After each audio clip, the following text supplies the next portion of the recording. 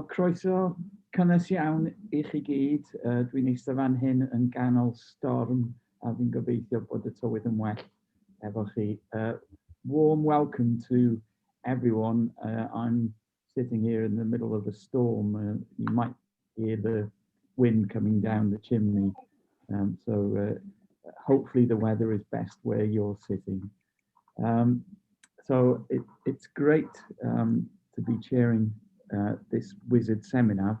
I know there are quite a few people who are joining us today who are not part of WISERD, and you're all very, very welcome.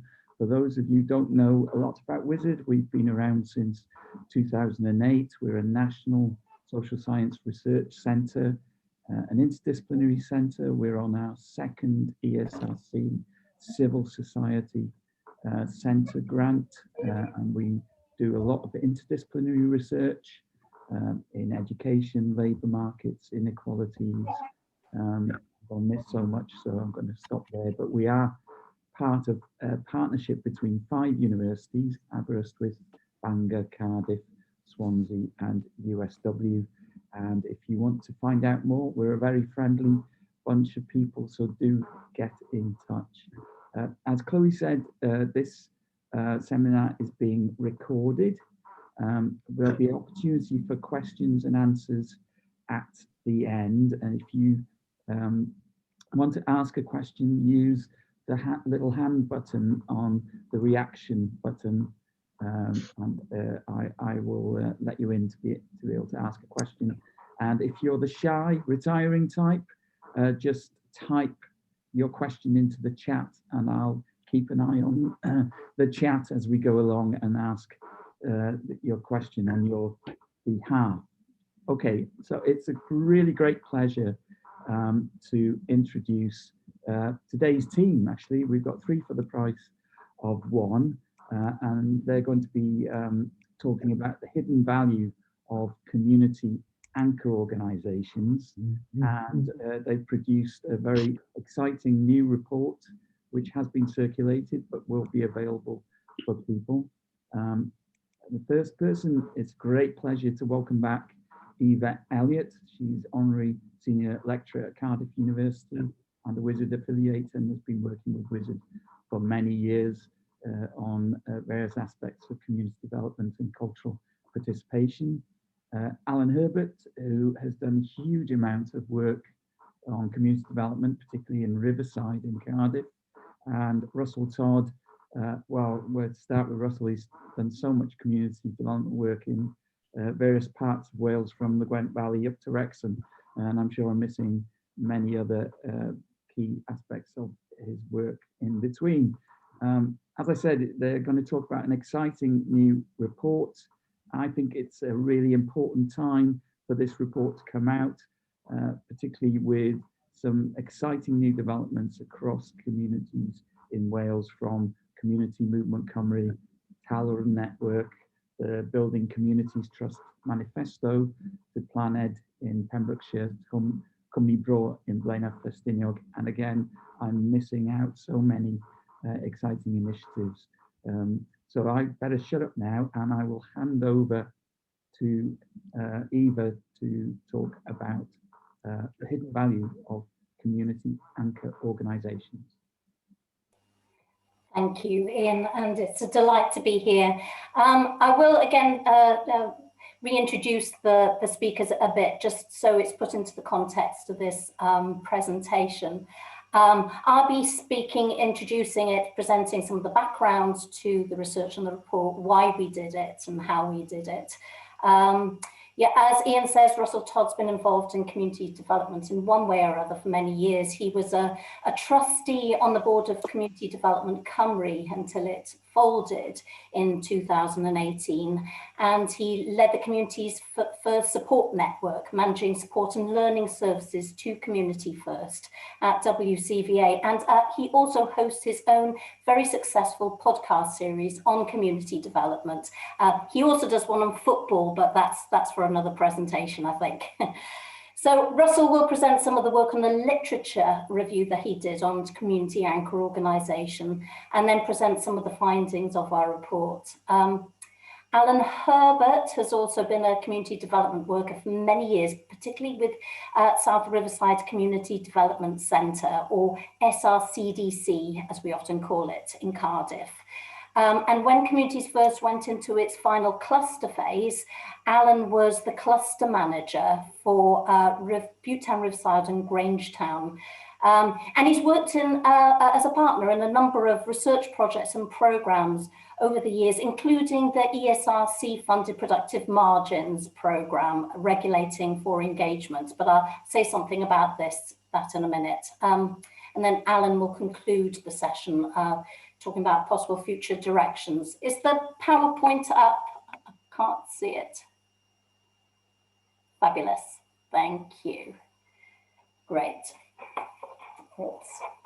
Can't see my notes now, so okay, so where we are there, yeah, we've done that one. If we go to the next one, that's great.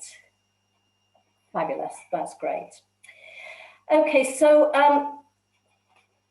yeah, productive margins, which ran for 5 years from 2013 to 2018, was funded by the ESRC, but was also part of the AHRC-led Connected Communities programme. It was one of 2 programmes which focused on regulation. The other was the Imagine programme, which was led by Kate Parr, who some of you know. Productive Margins itself was led by Mauric McDermott from Bristol University. And it was a partnership between academics from different disciplines at Bristol University, with various academic staff here at Cardiff University School of Social Sciences, which included Gareth Williams, Gabriel Evenson, E.J. Reynolds, and Martin Innes. It also involved a number of community organisations from Bristol and from South Wales, and we had 2 in South Wales, and these were South Riverside Community Development Centre in Cardiff and 3G's Development Trust in Merthyr Tydfil. So the focus was on regulation and how regulatory regimes can be designed to actively include people and communities who had traditionally been marginalised from them. A key conviction of the whole programme was that when you involve people, you can release their expertise, their knowledge and creativity, and this can be politically productive. We co-produced 7 research projects which emerged through our research forum, which brought the community organisations and academic staff together on a regular basis through our research forum. We met in Bristol and South Wales.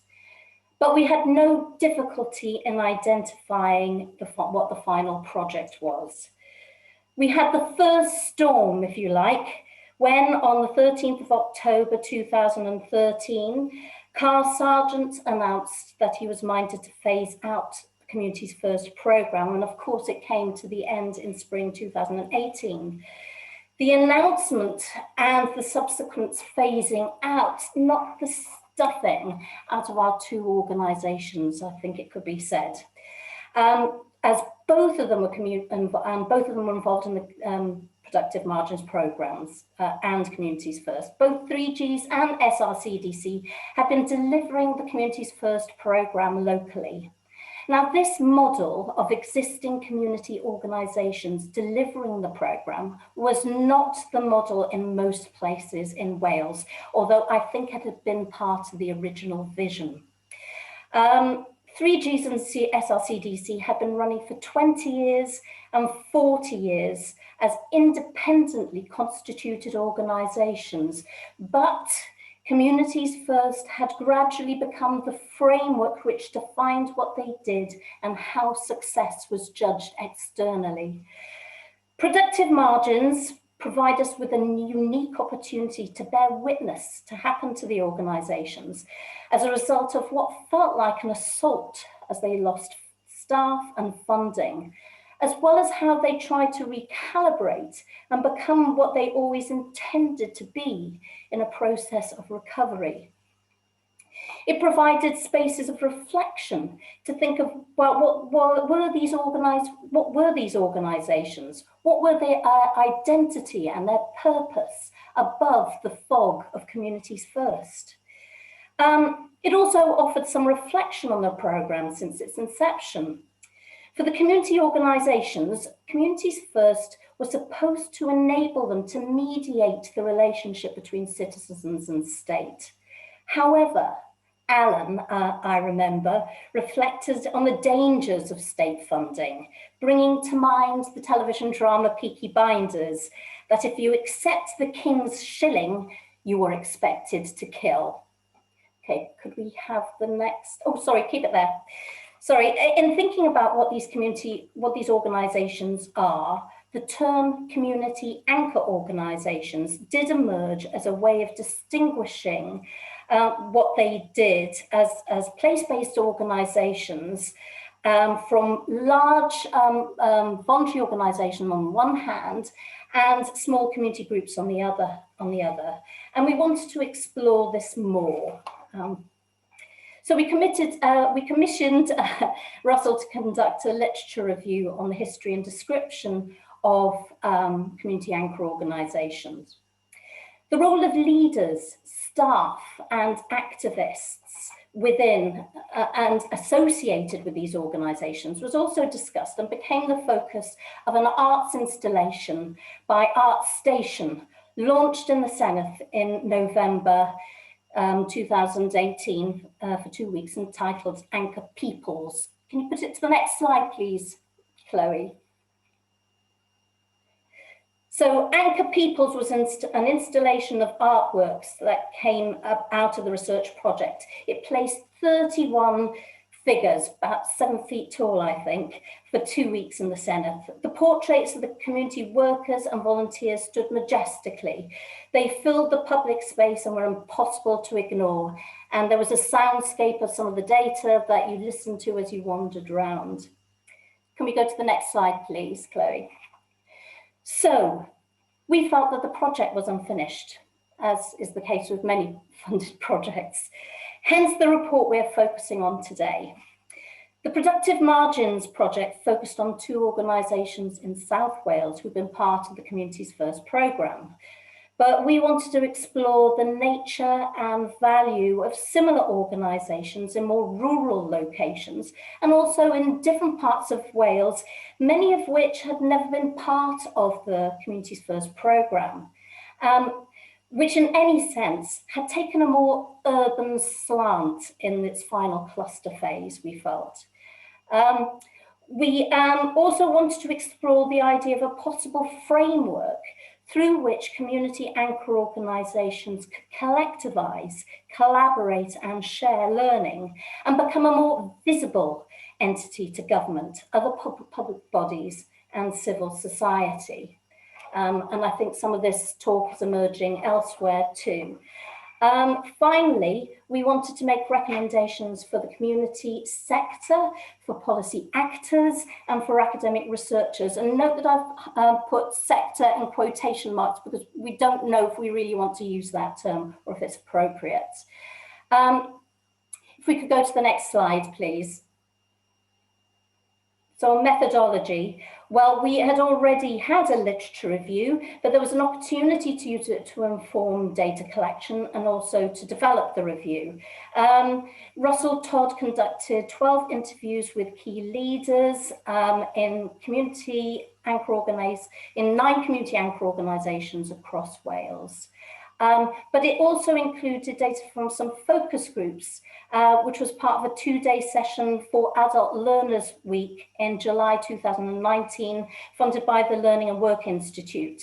In the 3 Gs in Merthyr, we hosted the arts installation, which we used to inform our Form 4 focus groups discussions on community anchor organisations, but particularly in the context of informal learning. We had intended to hold a workshop in March 2020 to co-produce with organisations we interviewed around sort of conclusions and what they felt about the findings. But of course, then the second storm occurred, COVID-19, and it stopped us in our tracks for a while. And people were in those organisations very busy, distracted by what was happening in their communities. But we eventually held online workshops in September 2020, 2 of them, which also enabled us to talk about the organisations and their role through COVID-19, and perhaps the salience of some of the findings in the process of future recovery.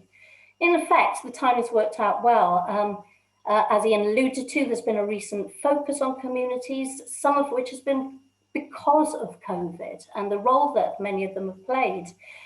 In addition, and I think some people are here that are involved in these, and Ian's mentioned it, some of you may have read the article in Planet by Selwyn Williams from Cymru Bro on the development of Community Movement Cymru, and it's his proposed establishment of a parliament of communities. And Building Communities Trust also launched their manifesto for communities last month, much of which chimes with this report, I would say. And I am going to hand over to Russell now, who's going to take us whiz through the literature review and the findings. Thank you. Thanks, Eva. Yeah, it's a bit of a fly through. We felt it appropriate, as much as Communities First in a sort of post-devolution 21st century context dominates a lot of the discourse around these sorts of organisations. We felt that certainly given the involvement of 3Gs and SRCDC in the productive margins work, both of whom had their origins in the 70s, the late 70s, early 80s, in a sort of housing activism around rent control, around housing rights, access to housing and the like, we felt it appropriate to kind of look at where organisations like those two elsewhere in Wales and elsewhere in the UK were being sort of conceptualised and had been sort of researched and analysed. A number of authors, including Stoker and Young, talk about third force organisations in the British urban realm, and this emphasis on urban is important. I mean, Eva touched on our desire to want to go beyond, an urban area, urban environments, and we'll come into that in a bit.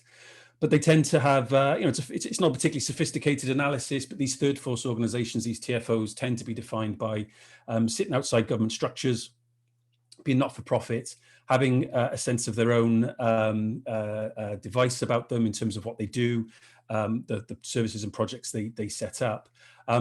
Very often, actually, with very little contact with public bodies, public realm, but securing funding from various sources. These perhaps haven't really changed a great deal, but it's a bit more nuanced in the days, and it's sort of since then.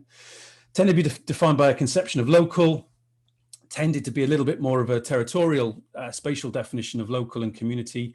But what appears to be quite fascinating when you look back from now is that some of the analysis of these organisations and the work that they do tends to be grounded in what we would call, from a community development perspective, a deficit approach. The work they're doing because areas are deficient in some way, and it's around sort of treating some of those some of those deficiencies and some of those issues. That's sort of in marked contrast to I think a more contemporary analysis of these sorts of areas, certainly areas of disadvantage and inequality. A lot of Bob Jessop's work talks about, how the state has been hollowed out and how it created a bit of a role for some of the more entrepreneurial or more aggressive, more assertive organisations of this nature to be brought to the table, whether that's a literal decision-making table in some way or whether a more metaphorical one, but still a very great risk of being a tokenism in them doing so. And again, it was a theme that tended to crop up in the interviews as well as even now there's still being a bit of a risk of that. I think what's interesting in terms of the literature at this time, and certainly throughout the 80s, certainly into the 90s, it does tend to have an urban focus, though not exclusively. Some of the work of the likes of Mark Goodwin, Paul Cloke, certainly went into rural parts of Britain and Wales. But this narrative around an entrepreneurial state was very, very strong, a very key ethos of a lot of the regeneration, it tended to be called, work that was taking place and being directed by UK government. Was still pre-devolution at this time. Very much around the discipline and the regulating of the local state. A lot of talk around a lot of narrative around competitiveness and being more entrepreneurial, being more enterprising, and carving out a greater role and input for private sector input. I think one of the risks of the tokenisticness was that, or tokenism, is that it created this sort of veneer of inclusivity in the sense that some of these organisations perhaps were being manipulated to provide that veneer, and something that was very much being pushed back in years following. Next slide, please, Chloe. As it becomes a little bit more nuanced and a bit more informed, and spending a bit more time with a lot of these organisations in these areas, the corporatist arrangements that begin to emerge, you begin to see that these TFOs, these third force organisations, beginning to organise and amplify their voice within the arrangements. We're not sort of saying that these organisations weren't organised in some way previously, or certainly that spatial definitions of communities, so communities of interest, for example, around Black and ethnic minority communities, around gender issues and gender groups, and so on, weren't in existence. They very much clearly were, but not necessarily within the more corporatist arrangements that were driving some of the regeneration activity in some of the urban areas. I think, and so I suppose these days we'd be more alert to the intersectionality of those groupings and groups as well. Whereas at the time, again, not a huge amount of analysis on some of that, and certainly some of the Anglo organisations, if not all of them, were very much on board now in being aware of some of the issues around intersectionality. Roll forward a little bit further forward, and there begins to be this more nuanced, as I say, this more smarter sort of analysis of this broad sort of third force taking place in the urban realm. The likes of Stephen Thake, John Pierce, identify neighbourhood regeneration organisations. Again, this regen term quite dominating the literature and dominating the work. And Thake in particular identifies this mature operational culture with an extensive body of experience, and we'll return to this issue of the experience in a moment. But what's interesting is there's still a very broad range of actors being categorized under these headings, under these sort of titles. So, for example, it's still talking around the role of health centres within regeneration, schools, community, town councils, and the like. And anchor organisations, these community organisations, are still in there, but they're still not being given a bit more of a sole exclusive focus that they may, we would argue, deserve. It's still a very messy and coherent picture across the piece. Despite this, firm foundations, New Labour's 2004 policy is probably the first one, albeit we're post-devolution now, so it's largely focused at England, was the first one to really kind of talk about anchors in any kind of definitive sense, with a sense of identifying a particular sort of entity, a particular entity within that broader third force arrangements. But again, this document is still fairly focused on an abstract concept of community, rather than one that sees it as a bit more complicated, frankly, contested, interrelated relations. What I love, Stephen Yeo calls full of the awkward elbows, and anyone who's done any of this sort of work knows what those elbows feel like. Next slide, please, Chloe. Thank you. So although we might see a bit of a reduction in sort of the market-led zeal in comparison to the 80s, Roger Morgan, if you remember, famously talked about clear red water, and there'll be people more expert and experienced in sort of picking some of that apart than me. But we don't necessarily see this what do we call it? I can't think of the word now, it begins with a P, sort of swinging back the other way, so less away from a market zeal, more towards something a little bit more benign and welcoming of community voluntary input. There's still some very cozy, Colin identifies some very cozy public-private arrangements that have insulated themselves from community input. Any genuine community input, again, a veneer of inclusivity can be found if you look hard enough, and there'll be any number of people joining this today who can remember some of those instances. I think Martin Holburn particularly critical, and as he has been pretty much ever since, of how a lot of this work doesn't really fundamentally reconceive any radical definition or concept of community empowerment. And I think, again, it's a bit simplistic to say, therefore, that's why this reform agenda and a series of public service reviews took place. But there's an element of that. And again, we can point to any number of documents, commissions and the like, that talk about the value and the merits of increased community input, participation, etc. Anchors have been part of that, agenda, had input to that. More recently, we tend to see it called co-production. Simplifying some of these terms massively, I appreciate, but for the purposes of rattling through this, that's where a lot of anchors are seeing themselves being brought to the table, so to speak. Sorry. There's some contrasting takes on this. Again, simplifying it a little bit, it's not necessarily a spectrum, but there is a fairly, I think, sort of pronounced or significant kind of element to this that sort of sees this as a way of maybe capitalizing what has, always been traditionally an under-resourced sector with these organizations. Others see it quite critically as, participation as, again, this veneer of inclusivity, this veneer of participation around masquerading as just a continued rollback of state responsibilities. I guess austerity has turbocharged it wherever one sits on that particular spectrum. I think it's interesting as well, I haven't really mentioned a huge amount about Communities First. On paper, it might be seen, and certainly I still have conversations with people about the programme and its merits or otherwise in relation to community organisations. I think it's important and quite sobering as well to remember that plenty went to the wall during Communities First, which might on paper have been seen as a fairly sort of beneficial or at the very least benign programme to these sorts of organisations, but several did go to the wall. Others, however, have emerged and grown, some specifically as a vehicle for sustaining post-Communities First activity. Others have been sort of jostled, to continue to use the sort of naval storm terminology and metaphors, and have found themselves, since the programme ended, sort of refocusing and kind of conceiving, re-emphasising, reconnecting maybe in some cases with the community to identify a new sort of post-Communities First era mission and purpose.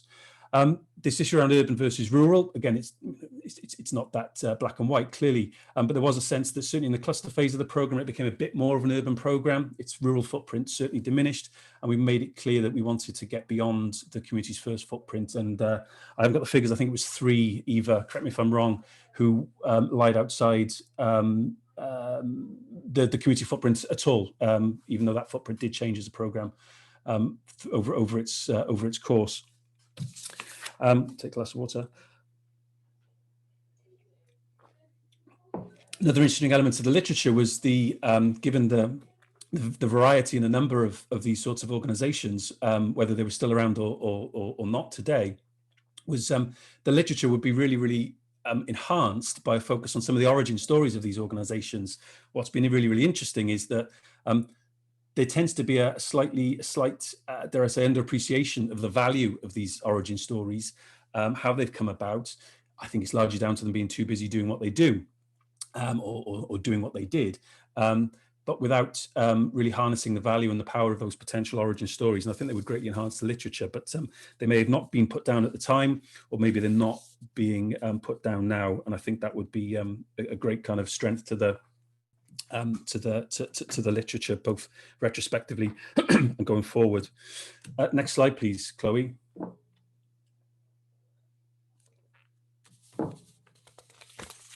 So yeah, some of the findings, we've categorized these threefold.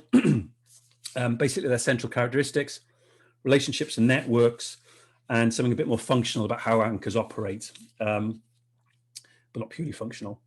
Again, some of this will be, people will be familiar with this. We're not necessarily telling people anything particularly new, but I think it is worth emphasizing. The communities that anchors serve are locally meaningful, and by that we mean they have meaning to local people.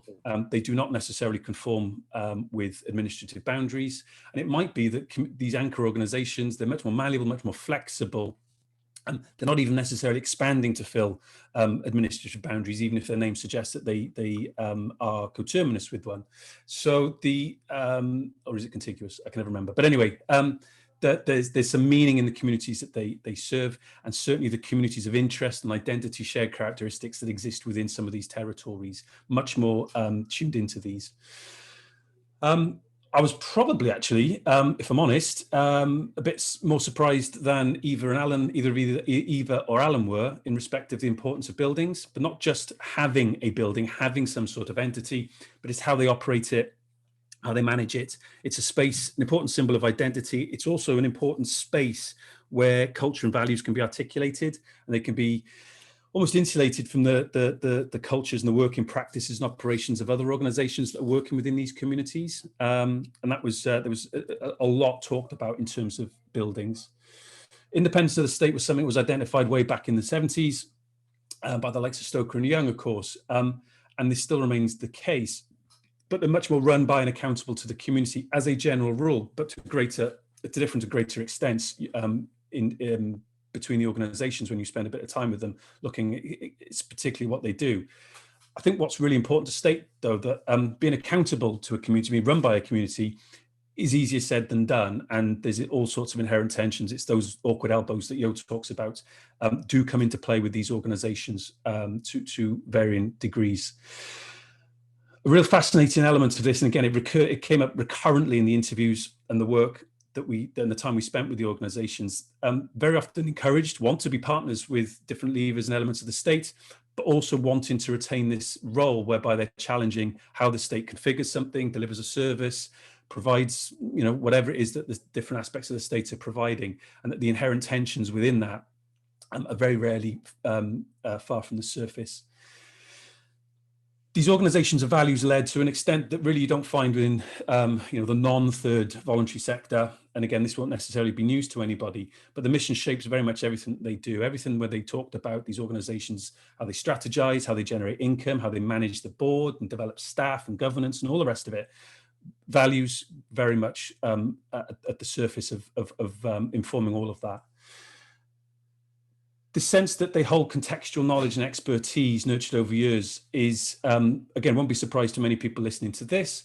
And it's something that's greatly valued by those organizations, but it doesn't tend to be valued a little bit beyond those. And what's interesting is it informs the ABCD, the asset-based community development, that's usually a core practice of all of these organizations, whether it's conscious, whether it's kind of advertised and articulated as such. Is almost immaterial. It's kind of what they're doing. It comes back to this asset base. It's non-focused on not being focused on the deficiencies of a community, and it's a core practice of these organizations. Fascinating, again, comes back to the origin story, but tends to be concealed or not articulated particularly clearly. A lot of these anchors tend to have a very narrow or a single focus initially. They might focus on things to do with learning, community education. There might be something to do with the fallout from the miners' strike, for example, and looking to retrain and re-educate people affected by that. It could be out of housing, for example, like the 3Gs and SRCDC, but they tend to evolve and then broaden and diversify as they do so in response to community need. And again, those origin stories don't tend to be well known. And again, it'll be no surprise, but they're very central to a web of relationships, some quite complex, some quite strong strands within those webs, internally within those communities between local people, but also externally to varying degrees with other third sector organizations, whether those are infrastructure bodies or whether those are very organic, perhaps non-constituted community groupings and organizings locally, as well as other public sector organizations.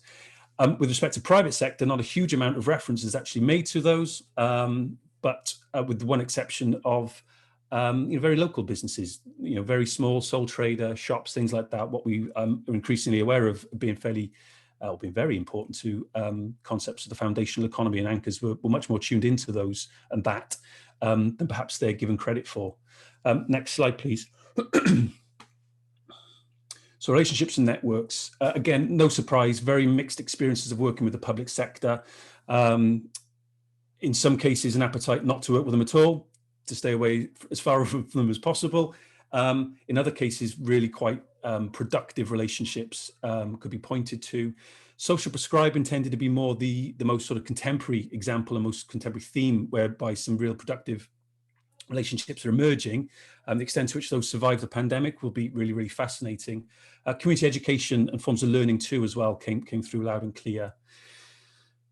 Where there were some productive relationships, they tended to, again, generalizing a little bit, but they tended to pivot and hinge around individual relationships. So individuals within these organizations, within these public sector organizations, tending to be the drivers and very much the influences on these productive relationships. And a sense that overall local authorities still, to this day, fail to understand what anchors do, what their values are, and this bit in the middle, quite crucially, about how those values and why those values inform what they do and how they do it. Again, generalizing a little bit, the drive towards more forms of sort of commissioning and sort of contract culture, where our anchors have perhaps unavoidably had to go looking for that sort of work to generate and derive an income, tendency that it's persisting this sort of subservient, I'm not sure if subservient's the right word or the fair word to use, but this sense that you've got this contractor versus client relationship where one is at the mercy of the other or in hock to the other, and that then tends to begin to bleed then into other relationships within those public bodies that anchors have. And if there's a way in which that can be made a bit more equitable, that relationship, then that would benefit both parties greatly.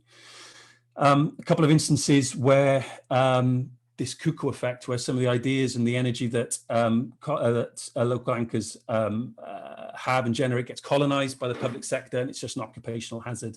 There were some interesting queries to the extent to which co-production, or genuine co-production, of course, might mitigate some of that. But again, it's something that most of them could point to.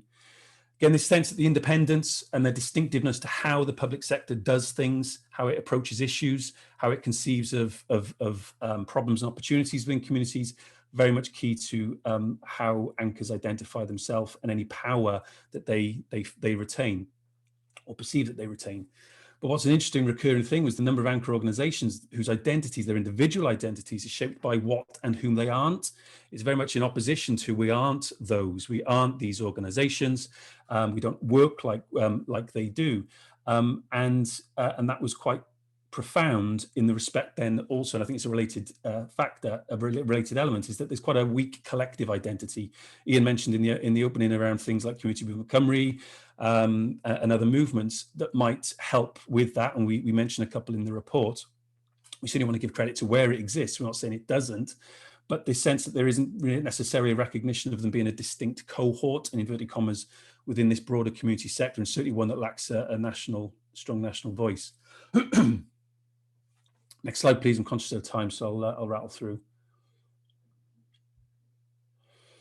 Again, it goes out saying numerous funding sources. The King Shilling Challenge is one that's never far from the surface with these organisations. But what's interesting is the number of dispersed sort of decision-making processes and sort of conduits through which organisations are deciding whether they get involved with a certain funder or another, or a certain partner or another, and a very kind of, as far as possible, trying to dismantle some of the hierarchies that tend to exist or might otherwise exist in these organizations.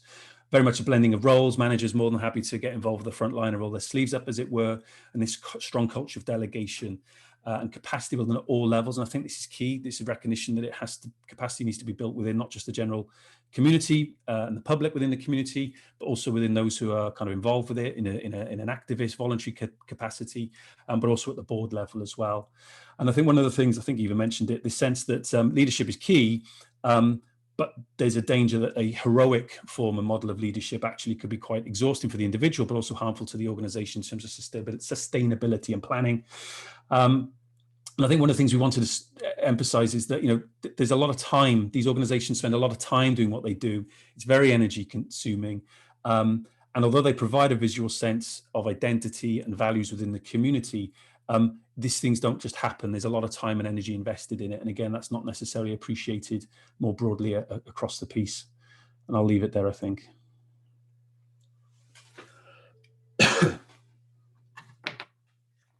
Over to Allan, I think. I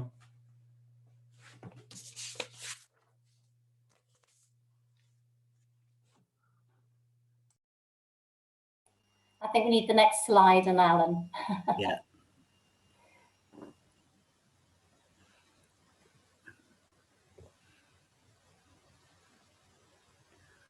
Right. Okay. At the end of what we've been doing, we try to give some indication of where this might point to for anchor organisations, and we've come up with a number of things which I think would be things to pursue. The first one, a need for a clearer community policy with Welsh Government.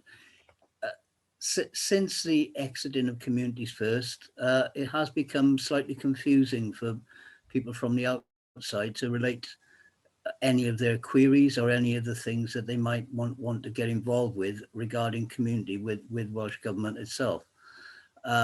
If you Google Welsh Government and communities, you get a certain amount of things that come up. You'd get historical references to Communities First. It would start to talk about communities and regeneration. It references the armed forces and veterans. There's a section around community cohesion. There's a section which talks about volunteering, and there's a reference to welfare benefits. But there's nothing very central, and the responsibilities are spread across a number of ministers and a number of departments. So we feel there's a real gap there in terms of the relationship between government and communities and how you engage with governments in a clear and concise way. It's also the fact that I think there's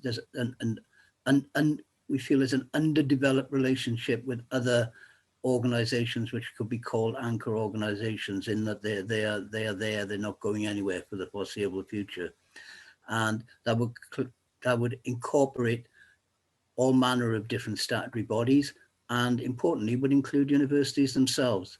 And what we're talking about here is a more solidified relationship between anchor organizations and all of these statutory bodies that allows a more fluid relationship to take place. And from a community anchor organization point of view, it's allowing a voice to be heard in these areas. And from the statutory bodies and other anchor organizations point of view, it gives a more nuanced and accurate entry into working with communities. The collective power of anchor organizations, and we would very much agree with some of the things that are coming out from other sources here. We feel there is something that unites all of these organizations. It doesn't mean that they're homogenized in any way. It just means that the shared values have a collective voice, and we'd very much like to see that. Buildings have been referred to already. We strongly feel that the relationship between the regulations around owning and controlling property need to be more advantageous for community uses. There's a great difference in what that means on the ground. If you're in an intense urban environment, you're up against property developers, you're up against probably rising prices and difficult kind of negotiations around ownership. If you go into more rural settings, often there are buildings that statutory bodies no longer want or need and want to get rid of. And they could in themselves carry a little bit of a burden because there may be other things around those. So generally it's a clarity and an ease of how building ownership is written into these things.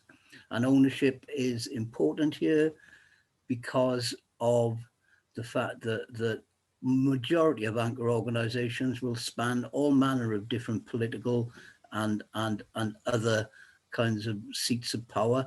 And to hold on to a building throughout all of that gives you an immense amount of connection to the community. The communities themselves begin to orientate towards the buildings and towards the organizations, knowing that they are there and they feel a sense of ownership of them. We feel there's a lot of ways in which the development of foundational economy can relate to community anchor organizations. Generally, they're very alert to the need to create local employment. You'll find in the vast majority of anchor organizations that people who work for them are very locally based, and that goes right the way through the whole raft of things. And often community anchor organizations are part of the stimulus for local employment schemes.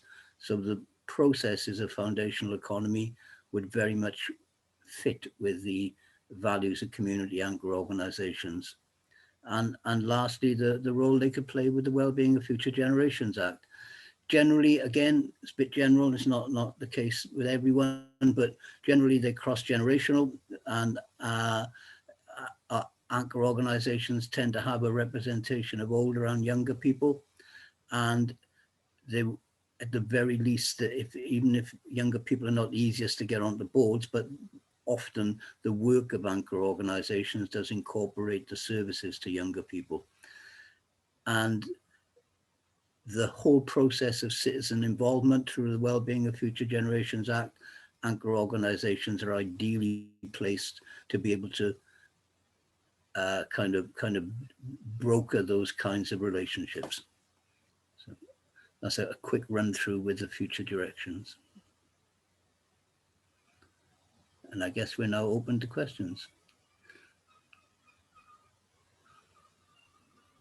Some contact details on the final slide, but that's it then. Okay, diolch yn fawr iawn. Thank you very much to Allan, Russell and Eva. I may be speaking out of turn, but I've seen the report and the executive summary, and it's been sent round. But if there are people who in the seminar who don't have access to it, I guess we can arrange for them to have access to the final report. If you've got any questions, there's a reactions button on the right-hand side of your screen, and if you could raise your hand, I'll try and get to you.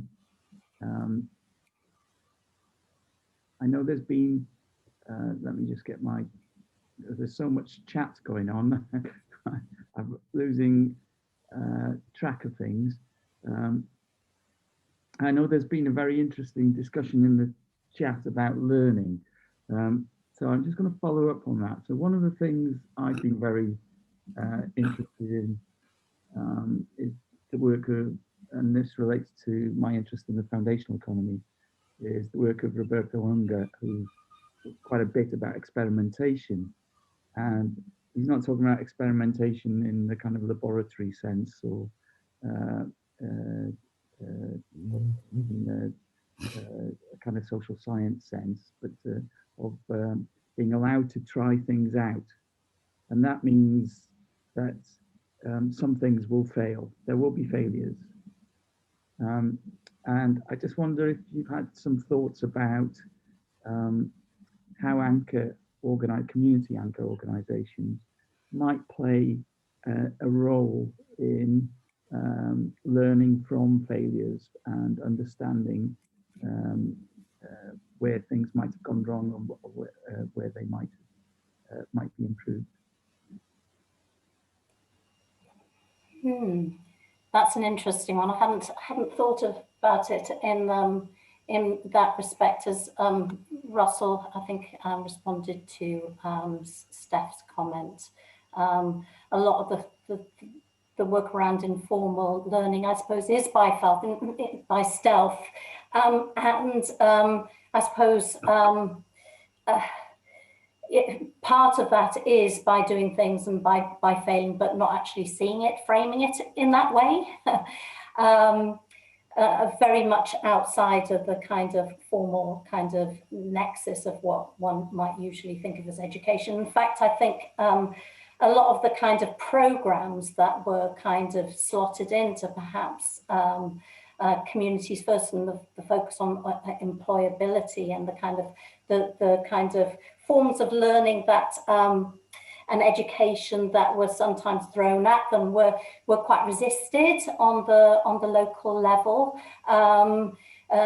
In many cases, people had fragile kind of relationships with formal education, and so there had to be different ways in which to approach that.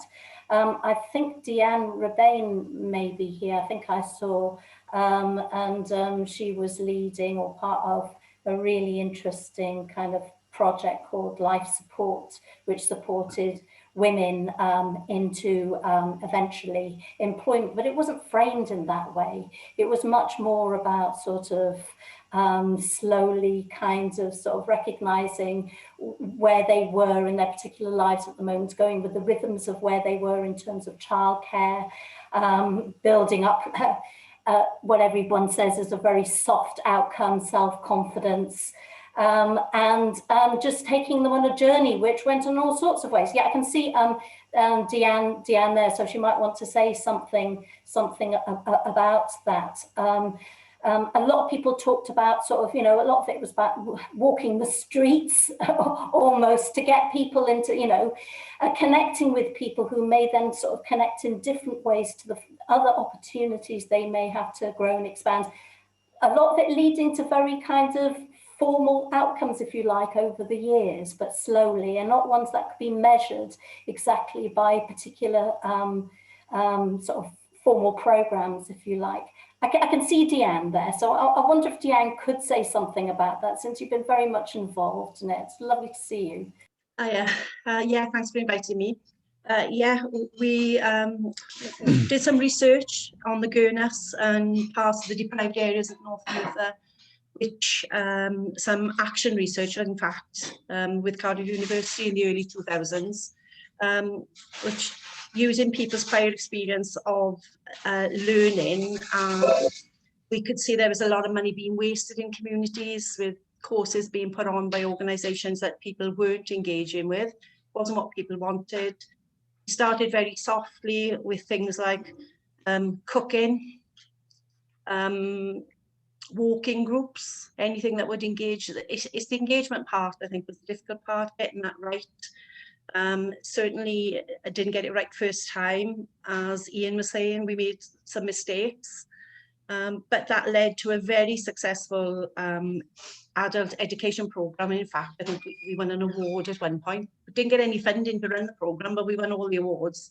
But yeah, we were taking people through who had no qualifications at all through to being guided towards careers in social work, teaching assistants, rather than that the retail jobs and the care jobs maybe that we still needed people for, but we knew that people had capabilities well beyond these roles, and they were just lost in communities, doing level 1 courses on a merry-go-round, not having progression.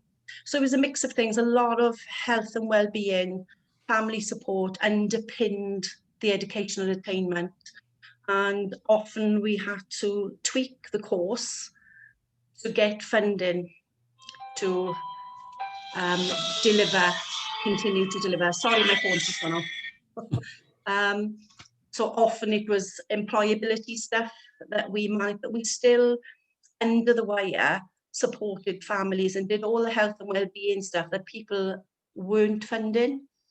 But without that in place, we couldn't got people to attain those qualifications, and we're still in touch with people now and have moved on with their lives, get great stories about how it seems to, in not all instances, but in a lot of instances, broken that cycle of deprivation, where, they're more interested in their children's education, whereas before, sometimes it didn't matter if the children went to school or not.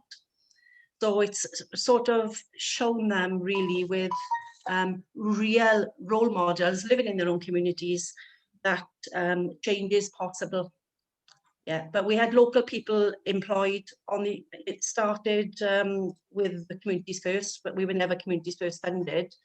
But yeah, we were very much looking to use the experience of local people to be in touch with what local people needed and wanted. Sorry, did I go on a bit then? No, that's brilliant. Thank you, Dan. And you also demonstrated live how busy community development can be. We've got a question from Sinead. Sinead, do you want to unmute yourself and ask a question? Yeah. Oh, thanks, Ian. And thanks, everyone. That was brilliant. I really enjoyed that.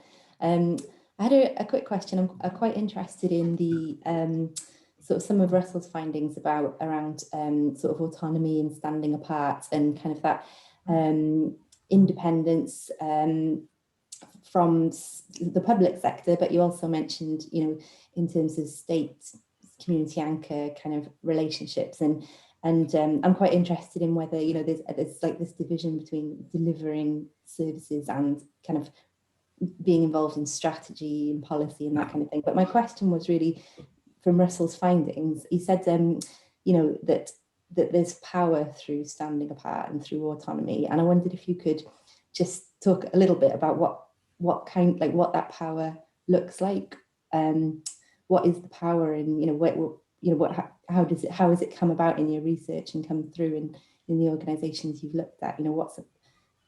What shape does the power take, I guess? It differs between the different organisations. There was quite a diversity between them in terms of where they're based, demography, things like that. Sense of it's certainly in a great many cases, possibly in all, it emboldened them to feel true to purpose. Certainly, maybe those who are coming out of Communities First, as I said, not all were part of that programme, or had any particular delivery role in it. Some of them were re-engaging with what perhaps that purpose might once upon a time have been. And there was this sense that that in itself was actually quite empowering of them as individuals, as an individual organisation, board, people are involved in.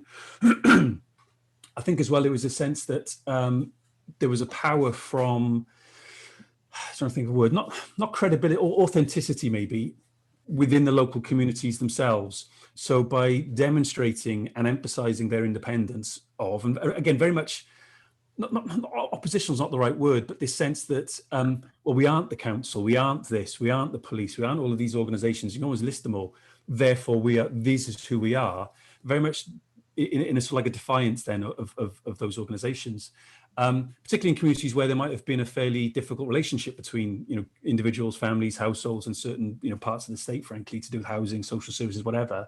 Then there's this sense that actually that authenticity then gives them this power. So to keep emphasising that really kind of retains that credibility and that authenticity locally, and that actually there needs to be time spent doing that as well, and that can take more subtle, more overt, covert kind of forms.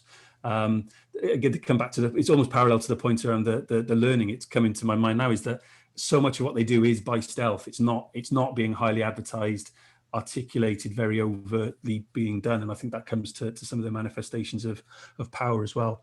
Does that answer that? So can I just chip in there? I think Henderson as well, from a Scottish perspective, where community development is perhaps a bit more sort of developed and recognised in Scotland, and they've had something, done some development work on community anchors, and he wrote a paper last July, I think, on this kind of relationship of community anchors being both partners and antagonists. And I think it's a very difficult, it's like occupying this kind of sort of space, liminal space almost, which is quite difficult to sort of negotiate actually at times. And I think, community anchors often have been seen as welcome partners in developing things, particularly around things like social prescribing, things like that, which seems to need that agility.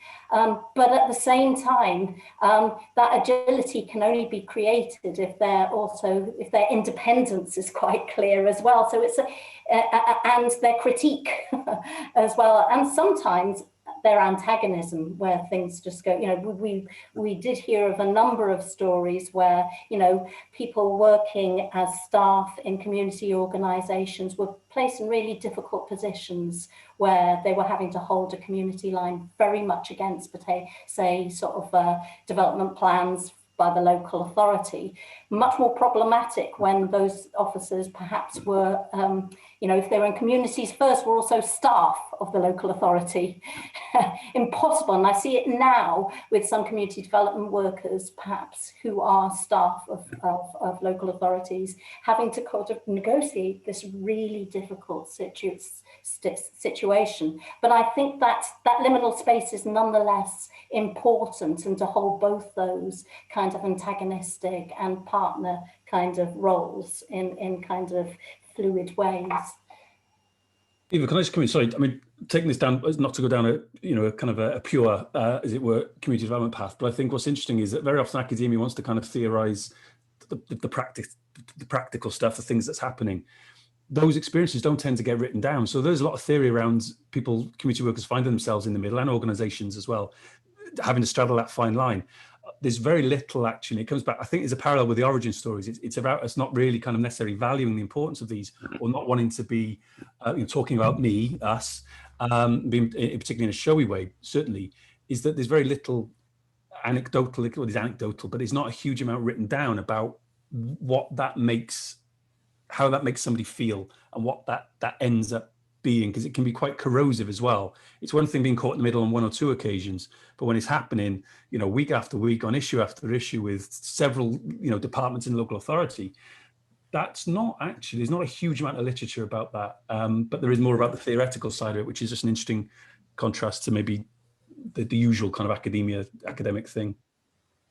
No, Right. Can I quickly come back with Ian? With there was a question from Stephanie Bolt around how development processes can link with consultation on planning. I'd say that the key element here is around engagement, and one of the huge problems with planning regimes and the way they impact on communities is that engagement comes at a far not at the right point. It's way down the line when engagement takes place. It's often when they've got a set of plans, you know, and they've got like 3 or 4 different options, and they go, which do you want, you know? Whereas in fact, if there was a more consistent process of engagement without an end in sight, and that's where community anchor organizations and statutory bodies can really strengthen this whole process of linking with communities, then you'd find that what you get is what people want and need, rather than what somebody sitting in front of a computer somewhere in an office thinks that people do need, and then comes out and say, do you want this, A, B, or C? And often the process of engagement is locked into a bare minimum with planning. You know, it's like we put this caravan here for 2 weeks. Here's your chance. You can make a comment now. All right, you didn't comment. That's it. You've got a skyscraper, you know, whether you like it or not. And the key element here is about the recognition of the role anchor organizations play, and particularly the role they play in engagement. We are the bridge between statutory bodies and communities. We can provide the settings. We can, and we do, and the majority of anchor organizations also nurture the ability of people within the community to be confident and have a voice to talk about these things. We don't just knock a door and pull someone out. This again is a developmental process on the ground. I in my time in Riverside, I've got a circle of about 50 people that sit around me in the community that have all been involved in all manner of different things through the years. And what's happened there is that they've developed their ability to both talk from a personal level and to be representative of the feelings of communities and neighbours. And that is what local authorities don't have. They haven't got the faintest idea about how to engage with communities on this level. okay, I'm going to thanks very much, Alan. I think that opens up so many doors. We were here all afternoon having a discussion of things. So I'm afraid I'm going to have to be the guy behind the computer who thinks about other needs, and I think people will need a break now. So what I'd like to say is just thank you so much to Eva, Alan and Russell for the presentation today.